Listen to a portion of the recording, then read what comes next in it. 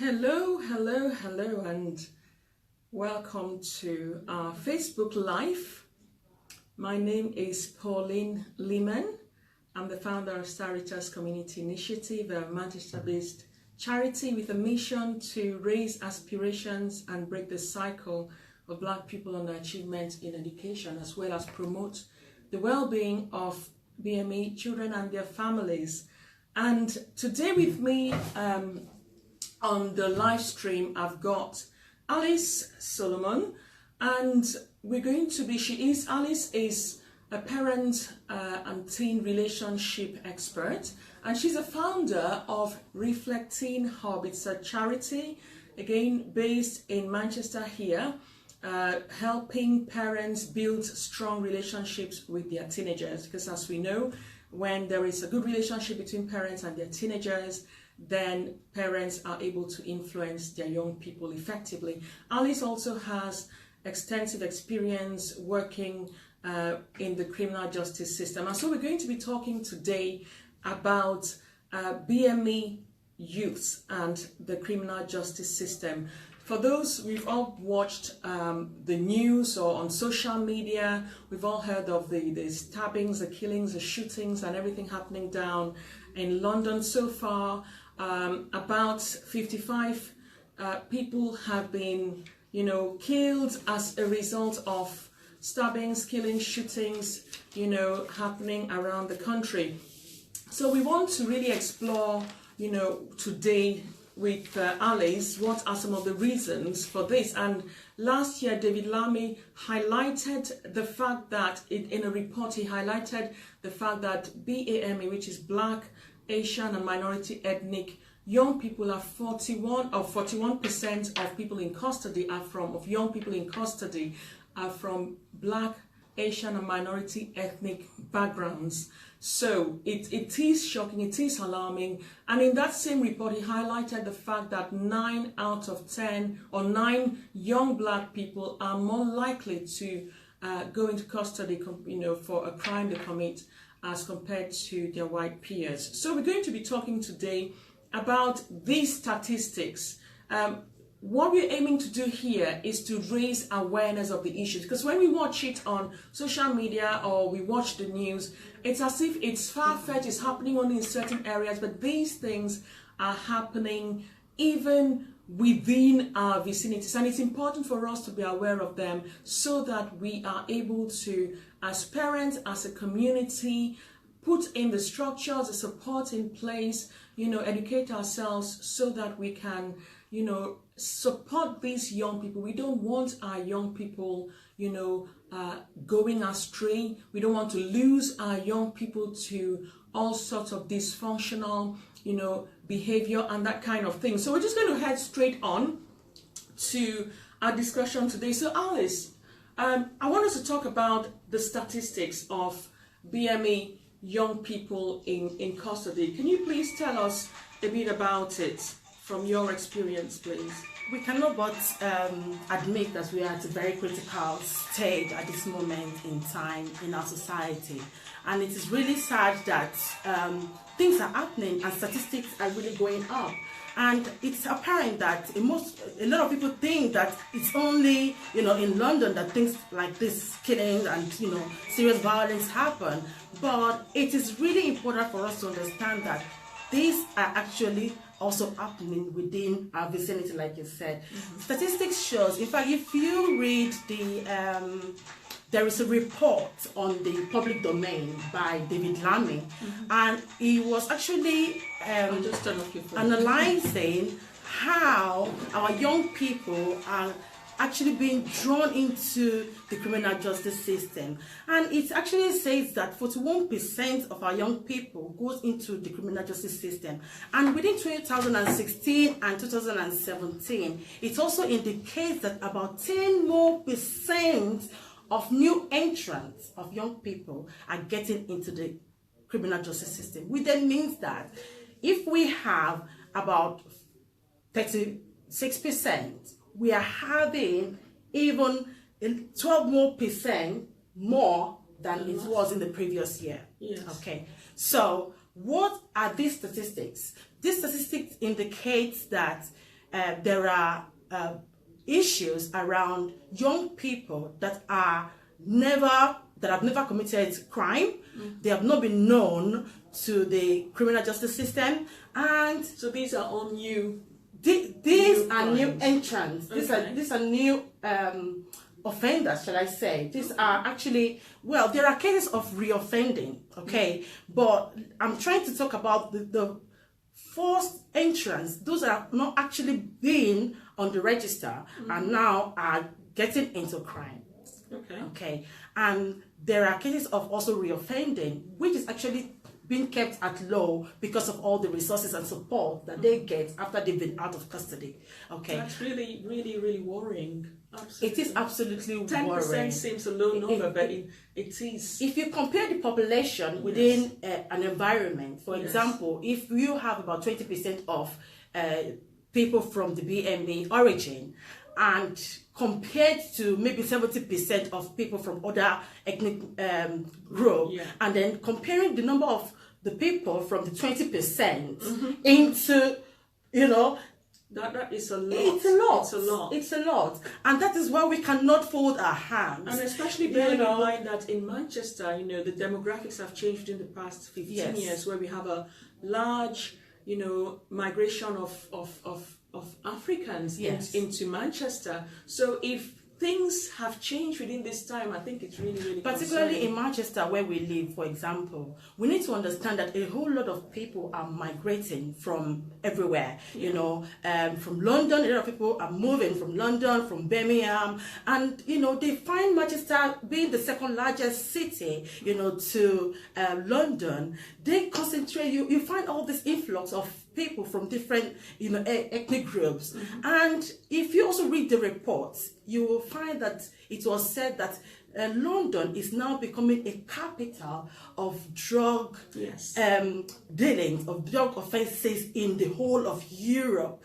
That is big. It is. It is so mind-blowing, because a whole lot of young people are now being caught, dealing drugs, using drugs, using, misuse of drugs and all of this. So these are all what is pushing up the statistics. And if we as parents are not informed on the things that, is happening in the society, I'm afraid it can only get worse. Absolutely. And we are not going to let it get worse if we do try our best and are aware of what is going on. And then we can come up with strategies, because we can not actually just expect that, well, it's not actually happening to me, it's not about my son, it's not happening to my niece or whoever, but at the same time, it is happening to people that are closest to us. Because if a child's life is being taken away, it affects the community. Absolutely. You're kind of going a bit ahead, that's what I was trying to stop. Oh, sorry about that. Yes, so I want us to really, because you have that experience within the criminal justice system, what are the sort of crimes? I know you've spoken about drugs. What are the kind of crimes that the young people going or referred to, the criminal justice system commit? I'm talking about the first-time offenders. Okay, if we are to look at it, there are different, should I just say, stages, if we look at it. For example, there are behavioral offenses. Offenses such as DV, domestic violence. Perhaps if a child is seeing his father perpetrating domestic violence against the mother, and then he is learning, he is seeing all this happening, witnesses all these things happening, he can as well do the same to maybe his mother or to his siblings or anyone around him. So these are behavioral offenses. We've got assault, we've got harassment, we've got affray, young people fighting, because we now realize that our young people cannot actually negotiate their ways out of any kind of conflict without, using their fists, So these are the ways. Can I just clarify? So do you mean some young people actually assault their parents?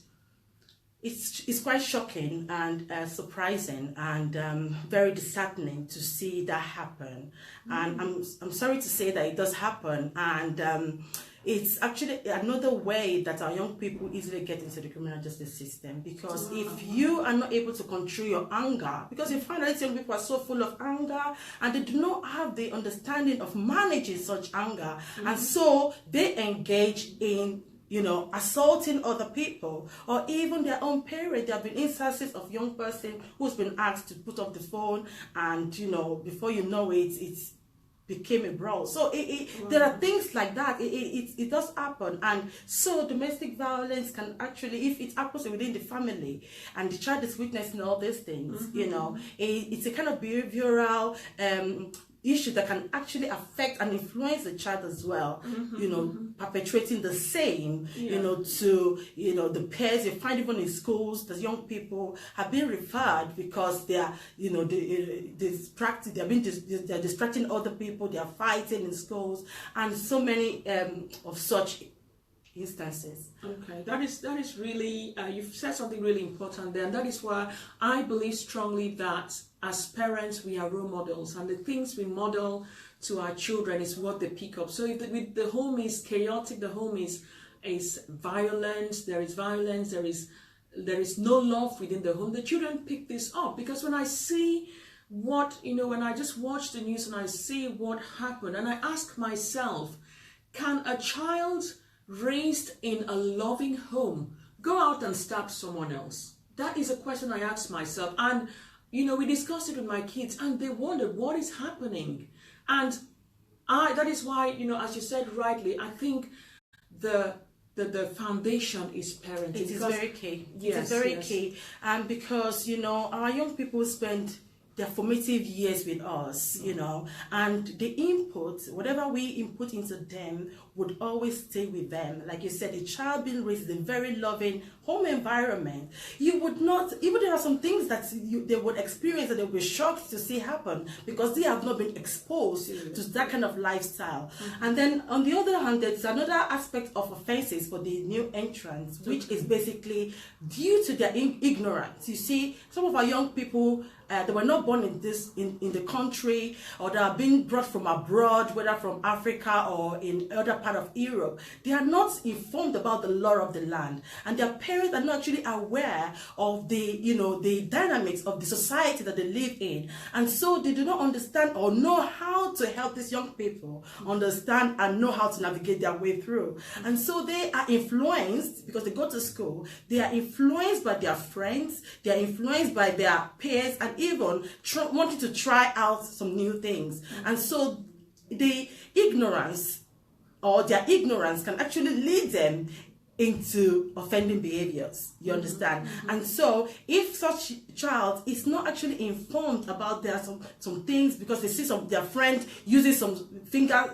signs, you see, and they just think it's cute to use those signs, and they just copy them. Maybe they're using some slang that are so peculiar to some group of gangs that if you use that language, it's only understood by the people that initiated it, and you that is a novice to such culture, you're using that language, you're using those finger signs, you are exposing yourself to such lifestyle, and by so doing, these are the things that can actually also impact them or lead them on into offending behavior. It's even as simple as touching girls inappropriately in school.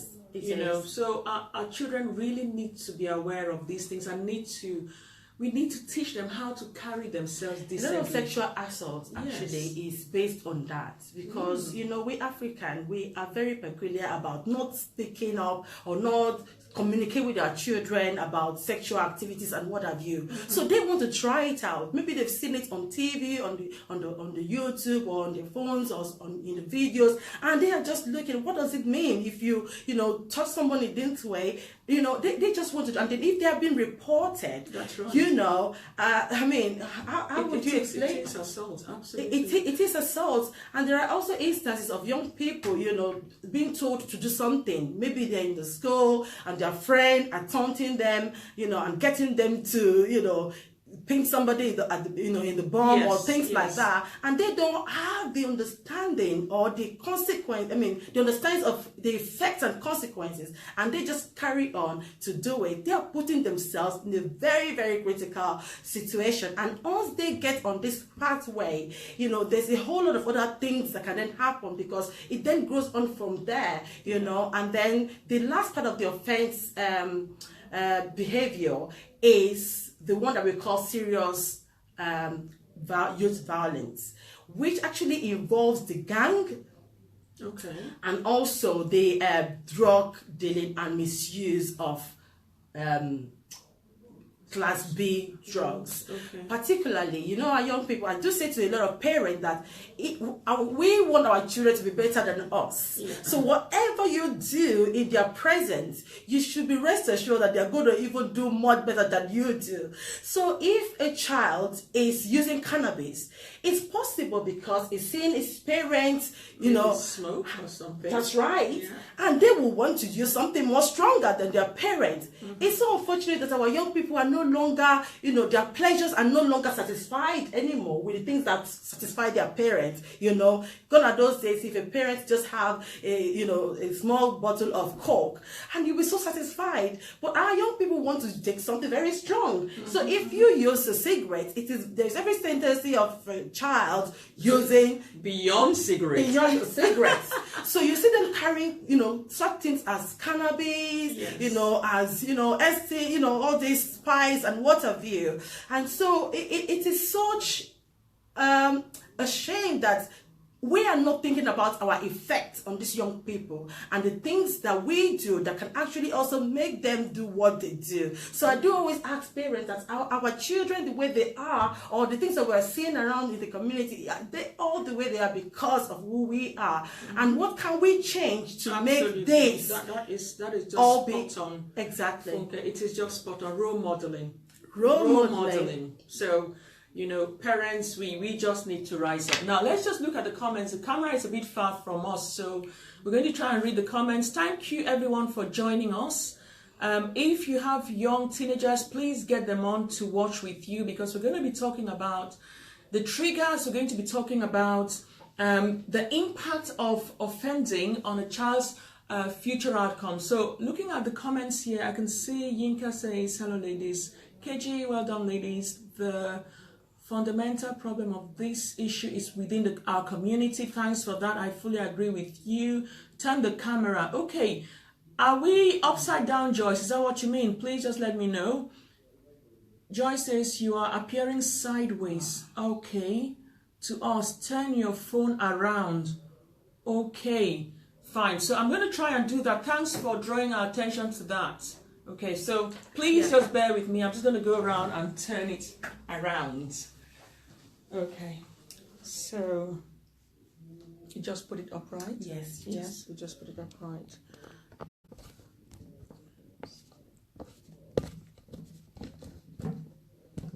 Please just thumbs up if it is okay now. It's okay.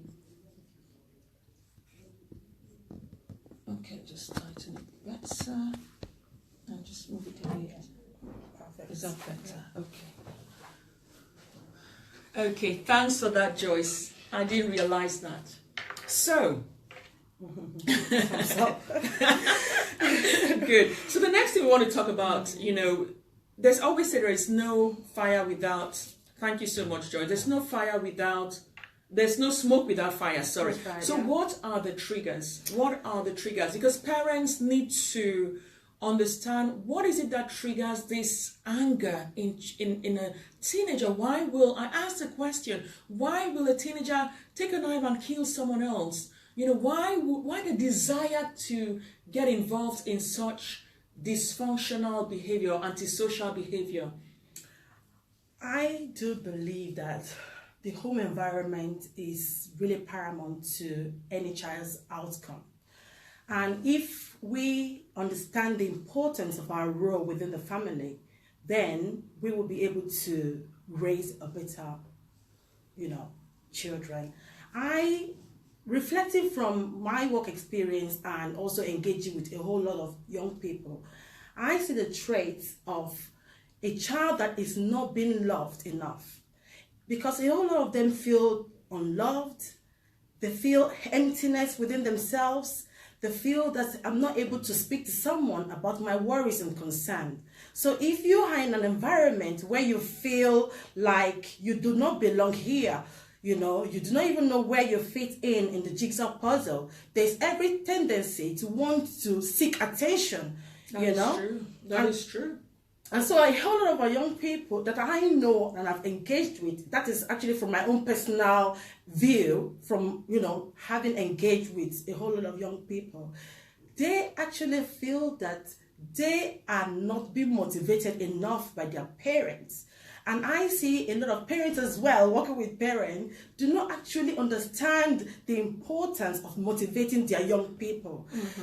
If you find a young child that is always saying, I'm bored, I'm tired, I need to go to my maid, I need to be with my maid, where are you coming from? I'm with my maid.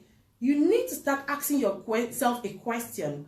Why does my young person not want to spend time with me at home? Mm-hmm. Why do they always want to go to their maids? Why would they not want to embrace, and enjoy time with their peers at home, with their siblings at home? Why do they always have to go out? Mm-hmm. So the home environment, I must say, is a key factor to our young people going astray. Yes, so, and I do fully agree with you on that. And I think, just like Joyce says here, parents don't have time for their children these days. And even when they are there, everybody's on their devices doing something else. These children need parents who are present. We need to be there. And when you're there and you're present and you're picking up the mood changes of your child, they've come back from school, they're feeling a bit low, a bit sad. If you're on your device, you're talking on the phone, you're watching, you can't pick that up. So that is why I truly believe that the government has its own strategies to solve these issues, but if the family is sorted, I think things will start to change. We just have to come up with a multifaceted approach, to avert all this menace. We cannot, expect the government to do it or raise our children for us. Mm-hmm. Well, the government have put in a lot of, resources out there trying to, maintain and help families that are struggling, but at the same time we cannot but do that which we need to do. Like Joyce said, a lot of parents are working 24/7. They do not have time for these young people. They want to build mansions somewhere in the world. They want to I cannot understand why you want to have a mansion when you cannot even build the life of the young person. Children. It's so sad. It is sad. And parents, we need to realize these children have a short time with us. Once they are 18, they leave home. And what we have instilled in them, the foundation, the values we have given them, is what they will take away with them. So if a child is living home without that relationship, when they go, they've gone. Yes. They might not ring you. They might not want to come back for holidays. So it's something So apart from from parenting, because it's such a broad topic, and we are putting up lots of workshops, programs around that, at the Manchester level, as, partners working together to support families. But, apart from parenting, what are other triggers? I also think that a child that lacks self-confidence is bound to be influenced by friends. So that still links to the family, environment anyway, because if you are not able to encourage your child's confidence to grow, definitely, they will get to a point whereby, they are just following, they're just the follower rather than the, leader. And you cannot tiptoe around life, you see. Life is such, this world is such a place that you have to have your own print. You have to own it. You cannot just, allow everybody to push you here and there. So our young people who lack confidence in who they are would definitely fall prey to gang violence, and that is actually what makes a lot of them carry, weapons as well, because you see them, they are so afraid, to speak, communicate with people, to negotiate with anybody that's, to negotiate their way out of chaos, or maybe probably just, put their words out, but they want a weapon. They want something that they can be confident, to protect them. So there's a problem there with social skills, with lack of emotional intelligence, absolutely, empathy. There is absolutely they have there. Yeah, exactly. They have no, victim awareness. They have no empathy, for anybody, because at the end of the day, if you don't have empathy, it's all empathy. If you don't have empathy for your own self, you cannot empathize with somebody else. Sure. So these are skills that really need to be built, to be able to help these young people through life challenges. Okay, awesome. Let me just see here. Joyce said the resources are challenged in all the wrong places. The government needs to invest more in the roots of the problem. Okay, as a society, we are trying to fix a building with a shaking foundation. Okay, Joyce, can you expand that a bit more? Though I kind of get what you mean, just expand a bit more. And KG says another issue is teenagers parenting kids and becoming grandparents at 35. So yeah, underage people getting into having babies and not being good parents themselves, because parenting takes effective parenting takes time, takes energy. It is very, very involving. So I do agree with you that when people are not equipped to parent, then yes, they will not do a good job. So this comes back to bite us all. I'm trying to read the violence on our streets, killing and mugging innocent souls is as a result of bad parenting. That's right. Everyone needs to do more. Talk, teach, inspire, share, and empower. Thanks so much for that wonderful contribution, Joyce. So we're going to carry on. We've spoken about the triggers. We've looked at the type of crimes committed. Now, let's look at what is the impact of this, because a lot of our young people, I think the teenage mind is not designed to think far and to think logically. Yes, unless stimulated through maybe parenting, a good parent, who continuously talks to their child and helps them develop the awareness for life and develop the skills and values, will not really have those skills to be able to understand the import of the things they do. And that is why a teenager might, parent might tell the teenager off and they'll just slam the door and go. They're not thinking, what is the impact of that rude behavior? Am I going to have consequences eventually? So they are not thinking that way. But let's look at when a child has been referred to, or as a child has been in custody, how is it going to impact their opportunities in future? Offending behavior obviously have, detrimental effects, definitely, and it will also impact their future. Because apart from not being able to go into some kind of career, because how do I put this? All offenses have to be recorded. And these offenses goes with them from the point of offense till, the end of their days. And so if a young person who wants to pursue law, for example, and has got offenses or series of offenses or reoffending, offenses on his, on his record, definitely it's going to affect that young person chasing or pursuing his desired cause. And even if he decides not to do that, there is lack of fulfillment, which then makes some of these young people to begin to have suicidal thoughts. Because if you are not fulfilled, because you've done a whole lot of things and you are not able to navigate your way back to where you want to be, it will definitely have an impact on their emotion. It will have impact on, their life skill or their life ability to even maintain relationships, and also the inability to also be able to be the leader and lead their world. Because eventually, by God's grace, some of them are able to reamend their ways through a lot of support, because if given a well support and structure, you can actually navigate your way back. But in the end, it had a significant impact on their development, both psychologically, physically, and mentally. And if you talk about the academics, their the aspiration level decreases definitely, and a whole lot of them actually withdraws from school and are also laid off. Some of them go to the pupil referral unit because they cannot be within the mainstream schools. Yes. So there's a whole lot of effect that can happen. Bearing in mind that in pupil referral units, they're not mixing up with the best children. No. Yes, so they're mixing up with people or other students, who have done one, committed one, or done something wrong or the other, and mainstream school is unable to get them to stay in school. So that's why they send there. So we really want to not find ourselves there in the first place. And I really want to encourage, if you're watching as a parent and you have a young person, please get them to look at it. Talk about the impact of their actions. I teach my children that every action has consequences.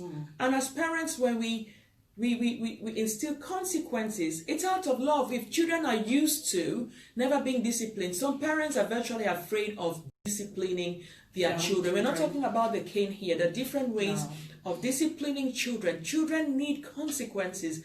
By not disciplining children effectively, children grow up thinking that they're entitled to anything they want, that life owes them something. So we raise up a generation of children who are not taking responsibility, and that is why we see them, some of our young people, doing all sort of of unimaginable things out there, and it's really, really sad. So we need to talk about the impact on this. I see a lot of wasted potential, a lot of children whose potential is being wasted, not because they don't have the ability, but just because they have done a few things, one or two things at the wrong time, which is now having an impact on them.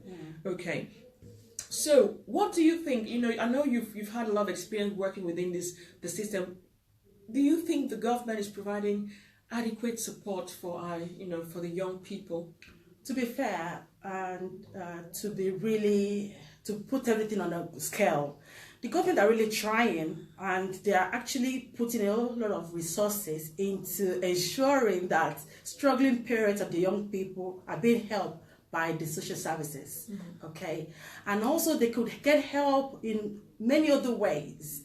Well, as we all know, resources are really well stretched at the moment. Yes, there are lots of funding cuts as well, isn't it? Everywhere.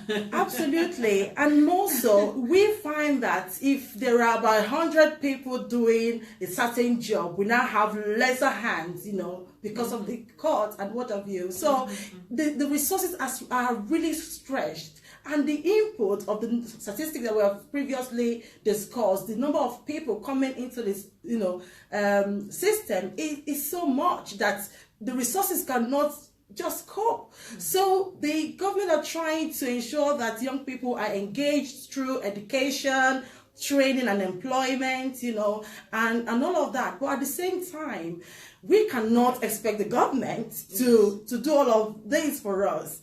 We have to find new strategies to ensure collaboration with the government through other agencies and charities such as Star Riches and Reflecting and many other great charities that are putting in resources and awareness, putting out awareness to make other people, preventing them actually from getting onto that road and making them aware of the consequences of their action through whether seminars, conferences, workshop, and what have you. So I just hope that our parents can really wake up at this point in time and start looking at ways, to get equipped, with the right tools that will help them raise the young people the right way. Absolutely. Because the government cannot do it alone. It can't do it alone. Now let's go back to that report, the Limen report, that says 41% of under 18s in custody are from minority backgrounds. Now, if our children are filling up the prisons, yes, then as a community, I believe we owe this society we live in as a community, the responsibility to do our own bit. We have to. So as a community, I believe, yes, that we can blame the government, we can blame the system. I am a solution-focused person. That is how I think. I don't believe in blaming others. I believe in looking inwards. What have I got? What resources have we got as a community? What are we doing? We do not expect the government to put things right when they're going wrong amongst our young people. So as a community, as minority communities, we are good at gathering together for parties. We have community organizations, we have community groupings, we have faith organizations, be they mosques, churches, and all the sort of places where large numbers of our people gather. I believe that is a starting point. That is where we need to start to change things. What do you think communities can do? Most people think the government has failed this generation, but I'm sad to say that some of our churches have failed these young people. Right. I fully agree with you that not just churches. I think the minority community, if you're black and it's affecting us, we have failed our children. I will not put the blame on the government. I say we have failed our children. If in our different organizations, the amount of energy we put into, putting together parties, putting together social events, if we put that effort into empowering parents. To be honest, a lot of parents within the African community are struggling with parenting their children. Yes. Okay, instead of partying, eating, there's nothing wrong with that. Let's do that, but let us put in the same energy. The same passion, the same frustration should drive us to come up with parenting support, parenting workshops, raising awareness of all these things. And, come out there. If parents are struggling, a lot of parents struggling, cannot even speak out because they feel people would feel they're not good parents. If your child is going astray, you need help. It doesn't mean you're a bad parent. We are all learning. I am not a medical doctor. I can't go and operate on someone. No. Yes, a medical doctor will do a good job because they have been trained. A good parent who has empowered themselves with tools to do the job well will do the job well, and you will see it in their children. And I think when we look at the society in which we live, we see that these statistics is among the deprived communities. What's the difference between the deprived communities and the middle upper class communities? So we should be asking ourselves the question and not putting the blame on the government. Yes, the government has its own role to play. I'm not saying they don't. But I am saying here that as a community, we need to support our young people. Absolutely. We can't sit down and see our young people going astray, see our young people not focusing on their education and on things that will help give them a good future, and we are going to parties to dance. I think there's no dancing that I can do when my children are going astray.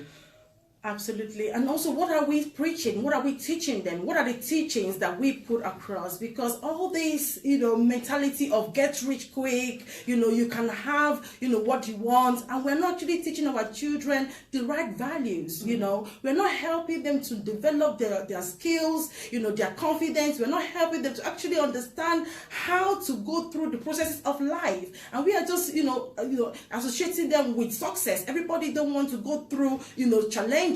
And when anybody within the community goes through challenges, it's as if you are a sinner, and that's why you are going through what you are going through. And these are the things that actually make some parents not to be able to speak up. And we have this mentality of not actually sharing our burdens. That is true, yes. I think it's a big problem. That denial, that I don't know why people bother too much about what others think about them. Oh, yeah? If it is paining in if your toe is paining in your shoes, you are feeling it.